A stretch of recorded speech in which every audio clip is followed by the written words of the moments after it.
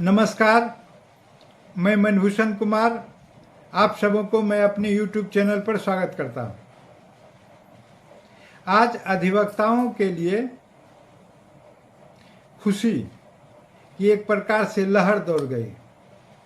झारखंड सरकार ने झारखंड के अधिवक्ताओं के लिए अनेक प्रकार का योजना का शिलान्यास किया है। और योजना कैसा? उन्होंने अधिवक्ताओं के लिए पिटारा खोल दिया। और खोले भी क्यों ना, झारखंड में चुनाव होने वाला है। जब भी कहीं पिटारा खुले तो समझ जाइए कि चुनाव होने वाला है। अभी झारखंड में हेमंत सोरेन की सरकार है, जिसको कांग्रेस पार्टी समर्थन दे रही है। उसके साथ राजद भी शामिल है और विपक्षी दल के रूप में वहां भारतीय जनता पार्टी अपना सशक्त भूमिका अदा कर रही है। लेकिन कैबिनेट के बैठक में झारखंड सरकार के मुखिया हेमंत सोरेन ने अधिवक्ताओं के लिए जो योजना की घोषणा की, उससे झारखंड में कार्यरत अधिवक्ता या झारखंड में रजिस्टर्ड अधिवक्ता का दिल बाग बाग हो उठा है। हो भी क्यों ना, हेमंत सोरेन सरकार ने नए अधिवक्ताओं को जो नया नया अपना निबंधन लिया है, उसके लिए प्रति माह 5,000 रुपया 3 वर्ष तक देने का प्रावधान किया है। सिर्फ इतना ही नहीं, झारखंड सरकार ने झारखंड में कार्यरत अधिवक्ताओं को 5 लाख रुपये उनके चिकित्सा के लिए देने का भी प्रावधान किया है। और उस 5 लाख रुपये में झारखंड में कार्यरत अधिवक्ता और उनके परिवार के लोग भी शामिल होंगे, ताकि 5 लाख रुपये तक का चिकित्सा झारखंड सरकार अपने सहयोग से झारखंड के अधिवक्ताओं के लिए व्यवस्था किया है। तीसरा बात, झारखंड सरकार ने अधिवक्ताओं के लिए पेंशन का भी व्यवस्था किया है।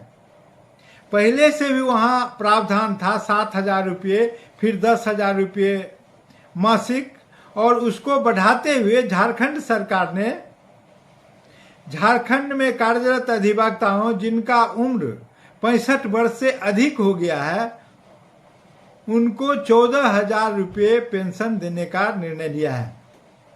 यह किसी भी सरकार के लिए किसी भी सरकार के द्वारा अधिवक्ताओं को दिया जाने वाला बहुत बड़ा सम्मान है। यह साधारण घटना नहीं है। भारत के कोने कोने से अधिवक्ता अपने कल्याण के लिए, अपने कल्याण निधि के लिए अनेक प्रकार की लड़ाई लड़ते हैं, संघर्ष करते हैं, व्यूह की रचना करते हैं। लेकिन ऐसा प्रतीत होता है कि झारखंड की इकलौती सरकार है जिसने अधिवक्ताओं पर अपना दिल लुटाने का काम किया है। यह साधारण घटना नहीं है। आप अंदाज कीजिए कि अधिवक्ता का चिकित्सा का जिम्मा नए अधिवक्ताओं के लिए 5,000 रुपया प्रति माह, और पुराने अधिवक्ताओं के लिए जिनकी आयु 65 वर्ष से अधिक हो गई है, उनके लिए 14,000 रुपया प्रति माह पेंशन का व्यवस्था। यह साधारण घटना नहीं कही जा सकती है। और यह हेमंत सोरेन की दिलेरी और बहादुरी या अधिवक्ताओं के प्रति सम्मान का भाव का ही एक दूसरा रूप है, जिसके कारण आज झारखंड के अधिवक्ता अपने को धन्य पा रहे हैं। और इससे निश्चित रूप से यह कहा जा सकता है, झारखंड में कार्यरत 30,000 अधिवक्ता का वोट आने वाले विधानसभा चुनाव में, जो कि विगत 3-4 माह में होने वाला है, दिसंबर तक हेमंत सोरेन का कार्यकाल बिल्कुल पूरा हो जाएगा। तो इसलिए चुनाव अगर तरीके से हो तो नवंबर में आरंभ हो जाएगा और दिसंबर तक परिणाम आ जाएगा और जनवरी के प्रथम सप्ताह में शायद सरकार का गठन भी हो जाए। वैसी स्थिति में झारखंड सरकार जो कि अधिवक्ता के कल्याण के लिए इतना ठोस कदम उठाया, उनको बहुत बहुत साधुवाद।